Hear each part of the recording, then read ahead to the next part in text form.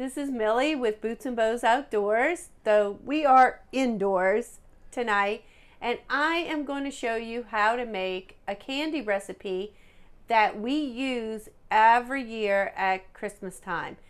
It is a staple on our Christmas Eve table. It's just a nibble, and I promise you, if you can't even boil water, you can make this candy. It's the easiest thing in the world. You don't even need to go near your stove. How about that? All right, so 2 ingredients. We're going to use almond bark, the chocolate flavor, 20 ounces. You can get it at any grocery store at this time of year, at the Christmas season, or at Walmart. And we're going to use a container, let's see, 16 ounces. And it's unsalted. That's very, very important. Unsalted peanuts. They don't have to be Planters.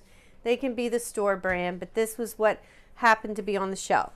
So, need a spoon, a tablespoon, wax paper down on your surface, and a microwavable measuring cup. I like to use the glass ones because sometimes heating up the chocolate will melt your plastic ones. I've had that happen. So we're going to take our almond bark. Yeah, that's right. Came out right. All right, we're going to put it inside of our measuring cup.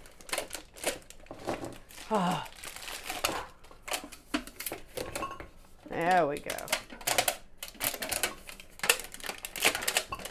Now, on the almond bark package, there are directions, melting directions, and I would suggest, if you don't know how your microwave works, that you make sure you read the directions and follow the directions the way it's written on the package, because scorched or improperly heated chocolate is no good, no bueno. All right, so I'm going to heat this up. I'll be back in a couple of minutes with it all nice and creamy. All right, so we are out of the microwave and our chocolate is pretty much melted. For the last few chunks, I'm just going to stir and let the hot chocolate melt it itself. So you see we're all nice and creamy. No real talent to this. You're not heating to a certain degree amount or anything like that. Just nuking it in the microwave. All right, so now I've got it pretty much all melted. I'm going to take my peanuts, my unsalted peanuts. We made it by mistake one year with salted peanuts. We will never make that mistake again. All right, and I just pour them in. That's it. I don't pour the whole thing in, and you'll see why in a few minutes. I'm going to stir them into the chocolate and kind of get them all coated. All right. Now, y'all, this is the hard part. All right, so we're going to take peanuts and dump. And peanuts and dump. And you can, however you would like it. If you want big clusters, you can make them bigger. If you want little clusters, you can make them smaller. It's all up to you. But that's it. You're mixing melted chocolate and some peanuts. Nothing super duper fancy, but it makes a nice treat to either give as a gift or bring to a party. Sometimes you have to bring things. In our house, at Christmas time, we have 2 main celebrations. We have a celebration on Christmas Eve where the entire family gets together and we exchange gifts, and we have a lot of finger food and a lot of the same finger food every year. So whatever you see one year, you're most likely going to see it the next year too. People have their favorites and you cannot deviate from that.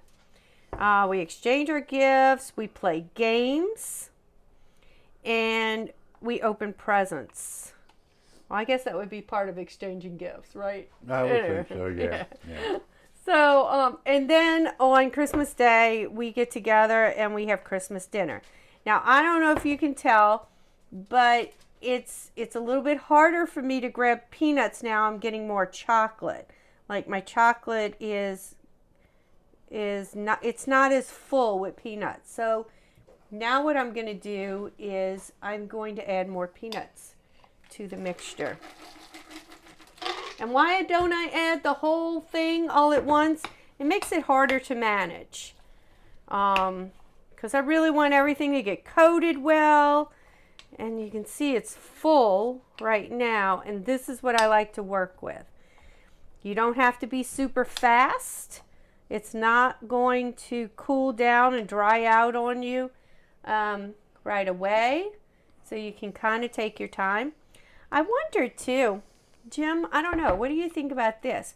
Like, you could do some chocolate covered peanuts, but instead of like a cluster, you could do more individual, like 1 or 2. And then you could mix that into the white trash that we make, the holiday trash. I think that would be a lot of work. I think it'd be a lot of work, but don't you would think it would be really good? I don't know, I like the white trash the way it is. Okay. Well then, never mind. Yeah. And if you want to do something, go ahead. Well, not this year. I've already made 2 batches of holiday trash. And it's almost all spoken for again. But I really don't want to make any more right now. I'm kind of over it. You want to see what we made last night? There's 2 of the 4 Ziploc bags full. Some she packaged, some is the other bag over there. That's about a half a bag that we just have to package more up. Yeah, now we'll package as we go. The main people we gave away to, I gave away to coworkers. Jim has a few people he's giving to tomorrow or this week. We gave to the teachers at one of our granddaughter's schools. And I still have a couple of friends that have requested it. And I will be sending them like bigger bags. So, yeah, it's quite popular in our house. All right, it's about time to add a little bit more. And the good thing about this recipe is the 1 container of chocolate plus this 16-ounce jar of peanuts, it's almost a perfect quantity for each other. Like you don't have a lot of chocolate left over. You don't have a lot of peanuts left over. You pretty much use it all up. What are the dogs doing? I have no idea. They keep popping in the kitchen, and I don't know. Rusty's a little excited. He got a haircut. He got his Christmas do done yesterday, and so he's feeling light and free, and he's running around the house like a crazy dog. Even crazier than usual. So the peanut clusters, as simple as they are, they came when I first came into the family, into Jim's family.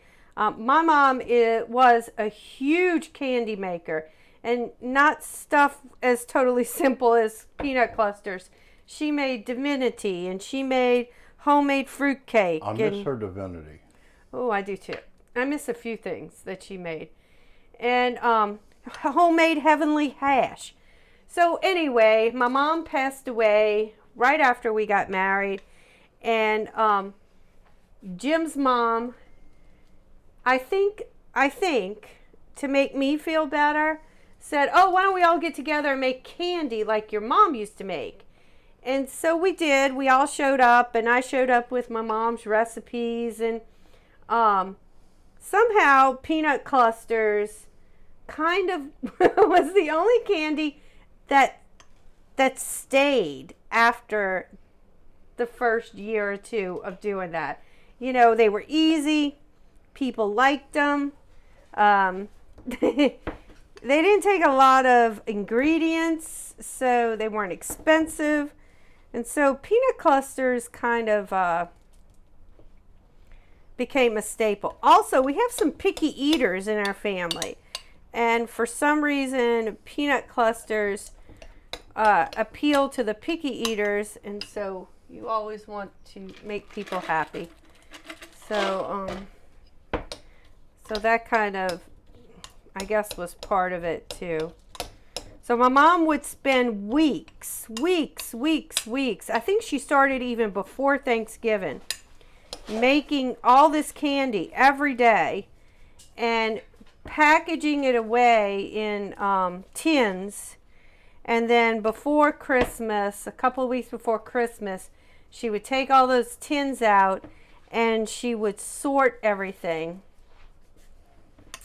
And people would get these huge tins of all homemade candy. And yeah, that's definitely one thing I really miss. I really miss her candy. She did enjoy making it. Our youngest daughter, Erin, is trying to make some of her candy this year. But I don't think I explained to Erin the work that goes into it. And so she thought she could just whip it out in a day or two. All right, we have finished. I do have a little bit of peanuts left over. I never have leftover peanuts, so I'm kind of surprised by that. I don't know if they're now making maybe the chocolate in a smaller quantity. You know, sometimes that happens. Yeah. You know, it's in that divided tray. Usually it's all connected together. So maybe in the past the chocolate was a slightly bit bigger. All right, so what you're going to do now, you're going to leave the peanut clusters out on the wax paper until they dry and they cool down. And they are just not going to be shiny anymore, like not this glossy shiny. They'll still be pretty, but they won't be this wet look. You can tell when they've dried.